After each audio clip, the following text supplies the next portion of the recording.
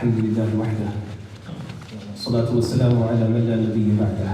الحمد لله الذي أنزل الكتاب ويسره وخلق الإنسان وعلمه وسن الدين وشرعه وبسط الرزق ووسعه وخلق النور وشعشعه وأنار النجم فألمعه وصنع الكون فأبدعه واستوى على العرش وحده ولا إله معه. أحمده حمدا يليق بجلاله وكماله وجماله وثنائه وعظيم سلطانه، وأشهد أن لا إله إلا الله وأن محمدا عبده ورسوله صلى عليه الله خير صلاة. يا أيها الذين آمنوا اتقوا الله وقولوا قولا سديدا يصلح لكم أعمالكم ويغفر لكم ذنوبكم ومن يطع الله ورسوله فقد فاز فوزا عظيما. من مس الحصى فقد لغى ومن لغى فلا جمعة له. Whoever was distracted with something as tiny as a stone would interrupt, and whoever interrupts the Jum'ah, he loses the reward of it. As brothers at the back are standing, I'd like to request anyone who has a gap in front of him to give some space for the brothers in the back to move forward, inshallah. ثم أما بعد. لقد كان في قصصهم عبرة لأولي الألباب. ما كان حديثا يفترى، ولكن تصديق الذي بين يديه وتفصيل كل شيء وهدى ورحمة لقوم. The stories that Allah subhanahu wa ta'ala brings in the Quran, it was not made up stories. It was not bedtime stories, but it is the detailed guidance and mercy and history and truth for those people who reflect and believe. And Allah subhanahu wa ta'ala brings a set of stories. Most of those stories was about the people of Banu Israel. Banu Israel. The word Banu Israel was mentioned in Quran 42 times. And the word Muslims, Muslimin / Muslimun, was also mentioned 42 times. Banu Israel consists of two groups, the Jews and the Christians, and Yahud and Nasara. The word al-Yahud was repeated 8 times, and al-Nasara was also repeated 8 times. It's interesting how the science of numbers would work perfectly in a way that the Prophet himself, sallallahu alayhi wasallam, nor the Sahaba would be able to bring that perfection, especially that they didn't have a book or calculator to match up the numbers and bring the perfection as Allah subhanahu wa ta'ala did in the Quran. And the fact that Allah brings the word Banu Israel as many times as He brings the Muslims an indirect message that should be grasped and understood from that. Banu Israel, with all the messages that Allah can send, people were Muslims at one time. They were like all of us, the best ummah. We are خير أمة أخرجت للناس. At some time in the past, they were the best ummah that was granted to humanity. In the future, you will be interacting the most, not with the atheists or the Hindus or the Buddhists, but you will be interacting the most with Banu Israel. So you Muslims have to understand the mentality of those people. And this is why Allah subhanahu wa ta'ala brings a story after story after story of Banu Israel for you to understand what are you dealing with. And here, as we're having some time of a conflict with the Jews, we have to read those people through the eyes of the Quran. And Allah subhanahu wa ta'ala gives us a set of attributes to those people. And Yahud, who are they? And why they keep going in fight after battle after war with Muslims? What about them? I will only share with you 3 characteristics and attributes about Yahud, the Jews today. And it's all from the eyes of the Quran. The first one, we have to understand that those were the chosen people on earth. No doubt in that. It's not just mentioned in the Torah, it's even in the Quran. And we have to admit that at one time the best people who walked on this planet were the Jews. يا بني إسرائيل اذكروا نعمتي التي أنعمت عليكم وأني فضلتكم على العالمين. Most of the prophets, most of the miracles, that Prophet Muhammad ﷺ would be mesmerized himself of it, and he would say, حدثوا عن بني إسرائيل فإن فيهم تَأْتِيهِمُ الْعَجَائِبُ. Wonders and miracles happened to the Jews people and the Christians, specifically the Jews who came at the time of Moses and after that. Suddenly, without no further introductions, all those privileges are taken away from them. Prophethoods, revelation, books, the best among nations, all of that is taken away by Allah subhanahu wa ta'ala, and they were to the last minute expecting the last prophet of all time to come and be among one of them, and be sent as usually to the Jews. And this is why they settled in Medina, because they know in the Torah that the last prophet will come between Bayn al-Harratain, in the land of the trees, and that was in Medina, and this is why they settled in Medina. But surprise, the prophet is not coming from you, and you're not going to be the best nation anymore.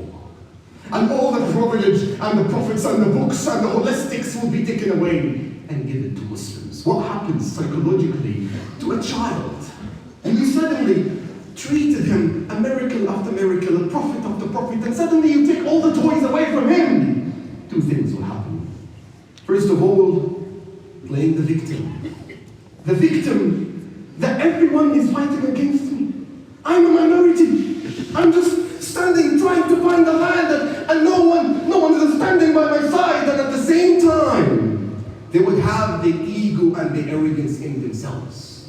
And they were doing that to Musa alayhi salam. Playing the victim is in the Quran. When Musa alayhi salam told them, be patient.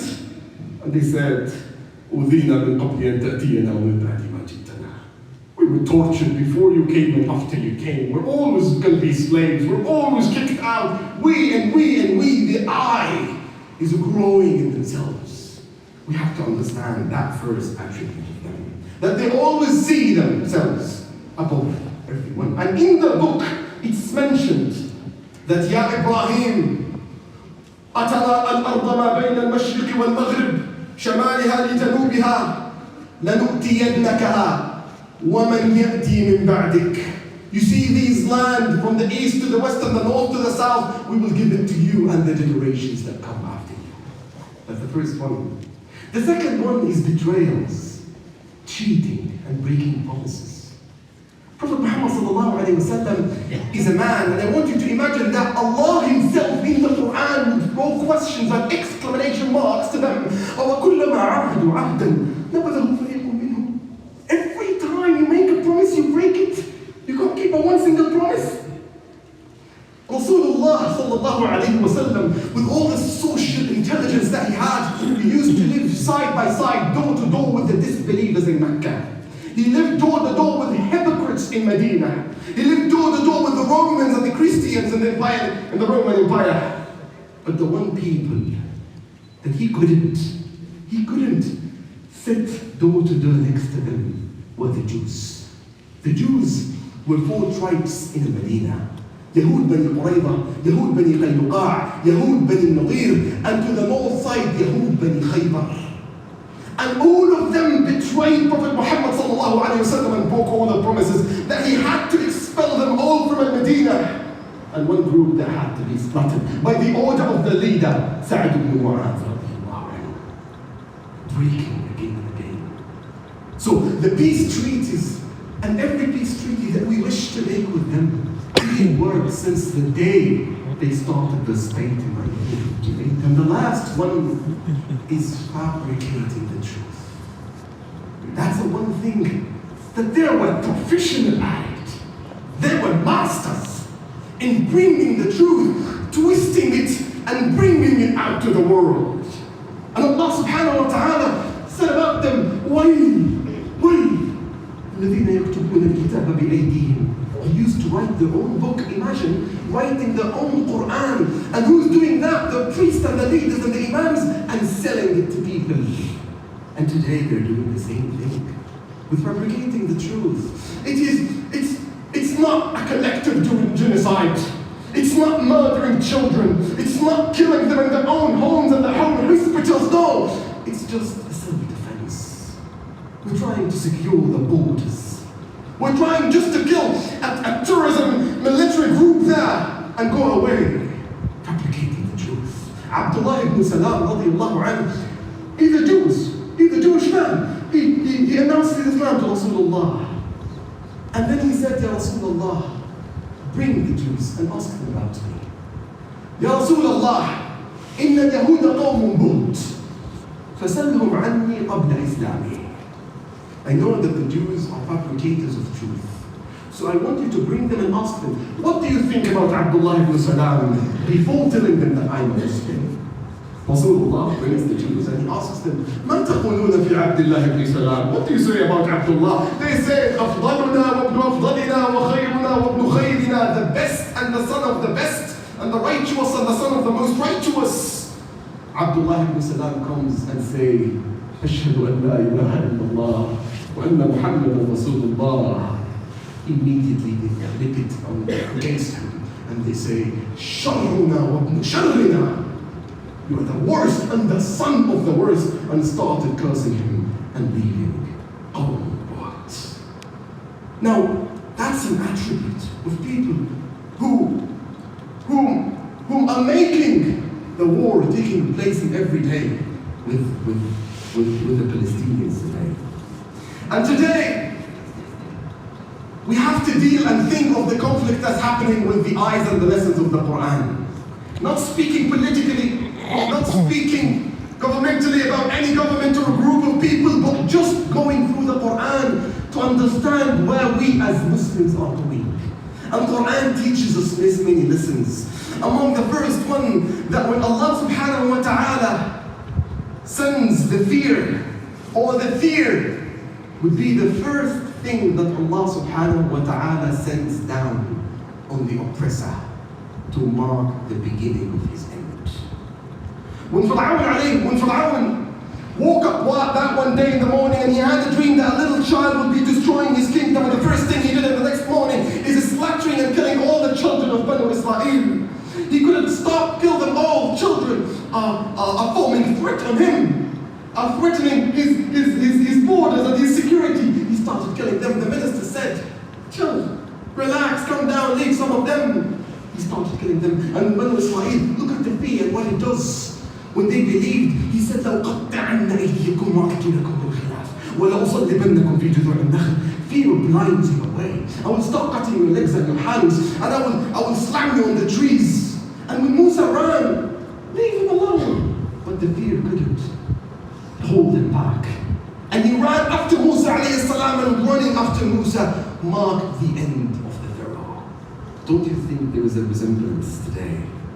A resemblance between a people, a country, a state, which is thrown today, killing blindly out of fear. All the children and the women and the innocent civilians in Gaza. More than 11,000 people killed in less than a month, marking a historical genocide. Where's that coming from? Except the fear. What's the reason of throwing more than 30,000 tons of bombs on less than 300 kilometers square? Why is that coming except the fear? 3,000 tons, brothers and sisters.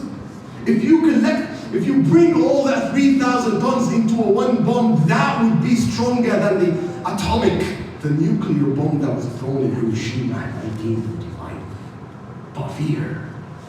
This is why when Allah subhanahu wa ta'ala wants to end a group of people, the first thing He does, in the Battle of Badr, Allah subhanahu wa ta'ala sends the angels with 3 messages.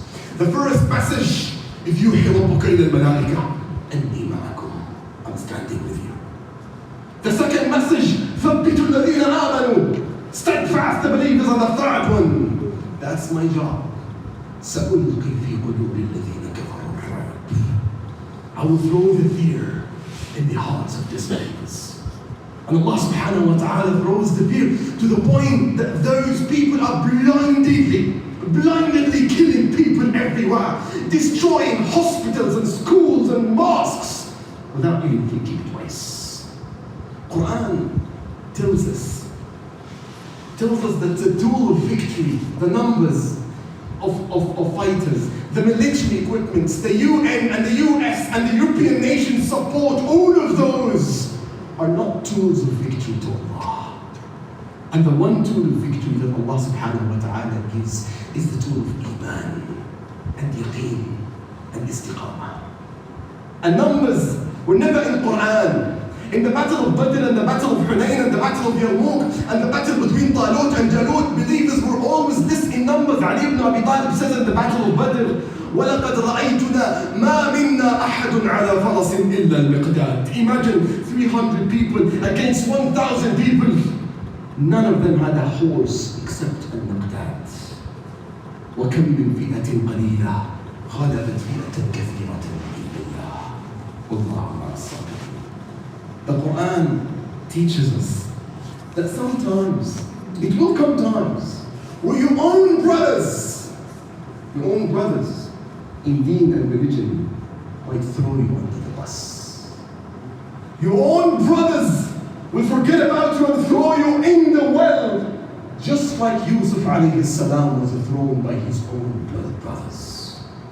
They threw him, they ignored him, they neglected him, and they thought by that he will come to an end. يَخْلُ لَكُمْ وَجْهُ أَبِيكُمْ وَتَكُونُوا مِنْ بَعْدِهِ قَوْمًا صَالِحِينَ. They thought that their planning will prevail, but they forgot. وَاللَّهُ غَالِبٌ عَلَىٰ أَمْرِهِ وَلَكِنَّ أَكْثَرَ النَّاسِ لَا يَعْلَمُونَ. Quran teaches us that all the borders around you might be closed. All the borders. Every single border will be locked. Even if it was by your Muslim and your brother's borders, it will be locked. But there is one border that will never close. The border that Nuh alayhi salam used to find his opening and his victory.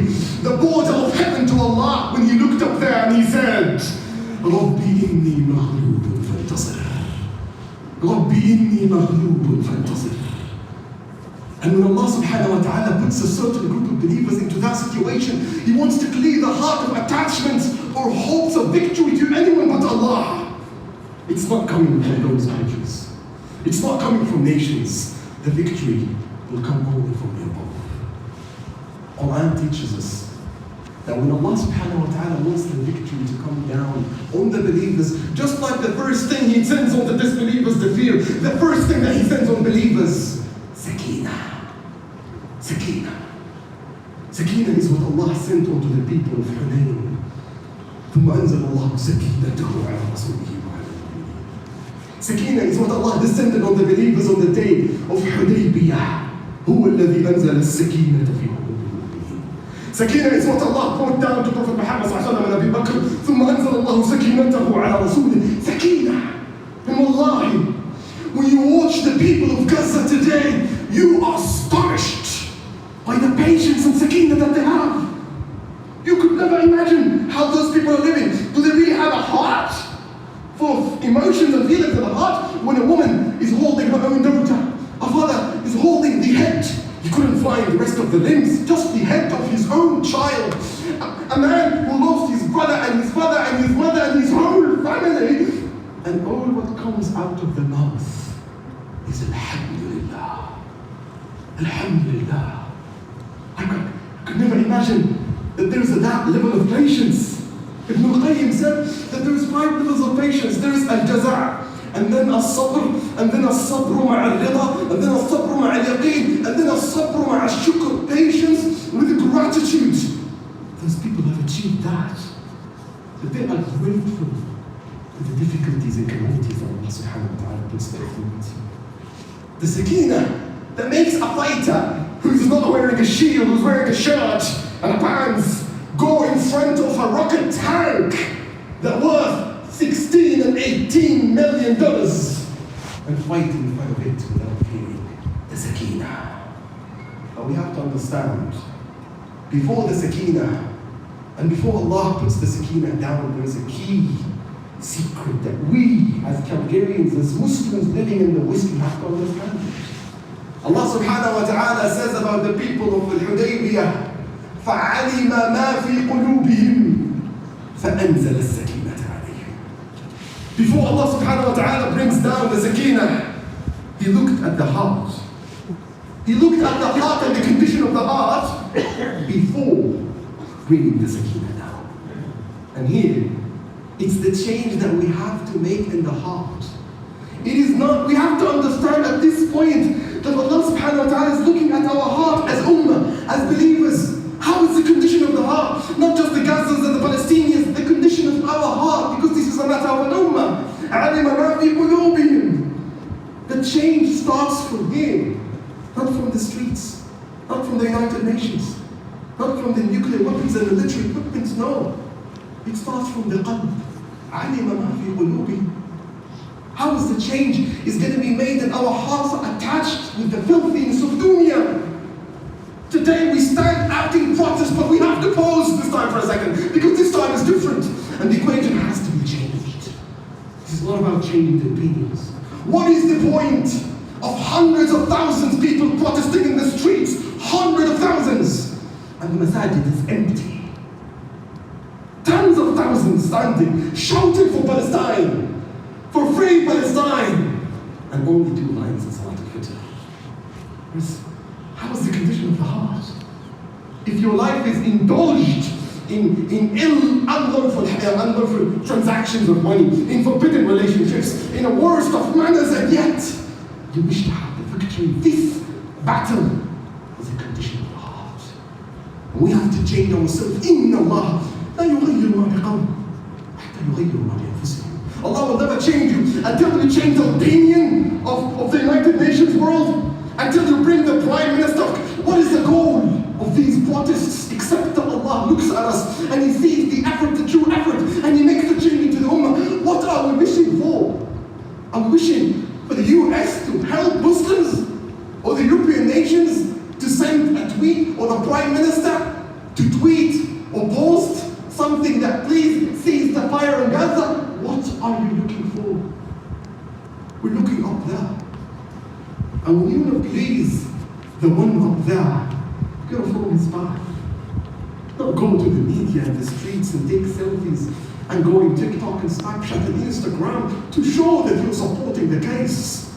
This is a matter of aqeedah. Don't tell me I'm standing for humanitarian cause, to stand with the peace and humans. People can do that, but we are not standing for humans or any other causes. This time, we're standing for our aqeedah.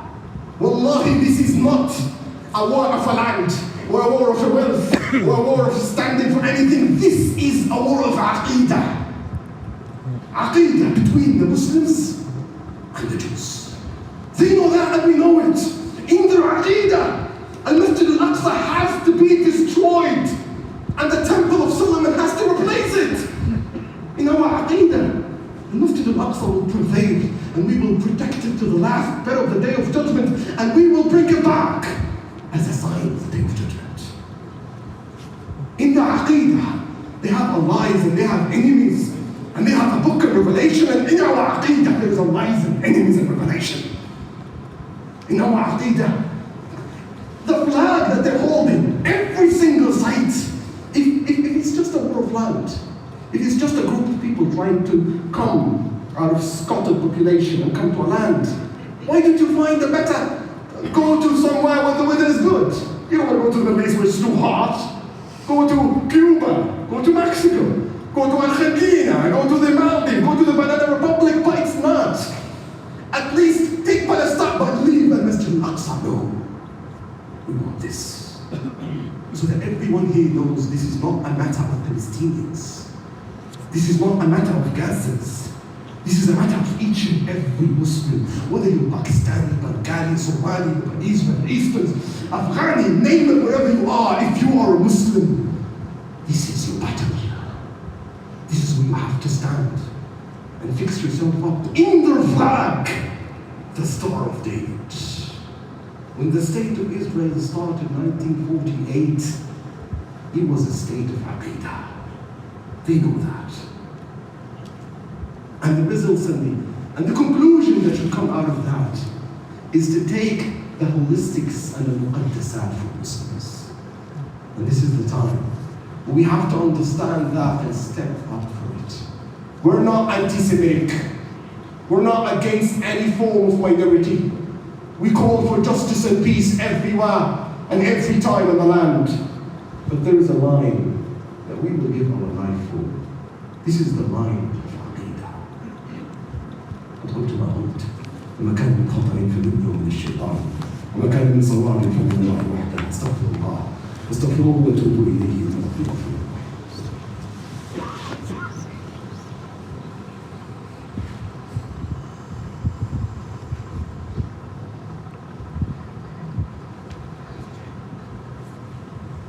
الحمد لله وحده والصلاة والسلام على من لا نبي بعده وبعد. Brothers and sisters, at these times where everything is coming to an unprecedented and unmatchable endings, there was many wars happened and took place on Gaza. 2004 and 5, 2018, 2014, and this one is happening. But the Israelis themselves, they know that this time is different. It's different because of the circumstances and the consequences that no one planned. And Allah subhanahu wa ta'ala brought things down as it goes. And the victory will come and prevail.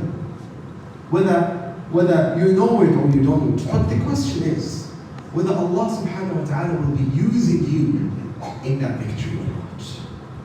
It is the time and the call not to spend our time watching the news on Al Jazeera or following each and every protest. Yes, we have to change and bring the awareness and raise it to the Western world and the United Nations and the Canadian government to seize the fire and stop the oppression that is taking place brutally on our brothers and sisters in Gaza. But more importantly, to work on the condition for us. And as Salah al-Din al-Ayyubi said, I would never conquer Jerusalem.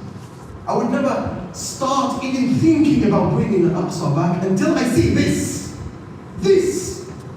on Salat al-Fajr, just as I see it on Friday. And we have to do some effort. Show Allah subhanahu wa ta'ala that we can be the generation.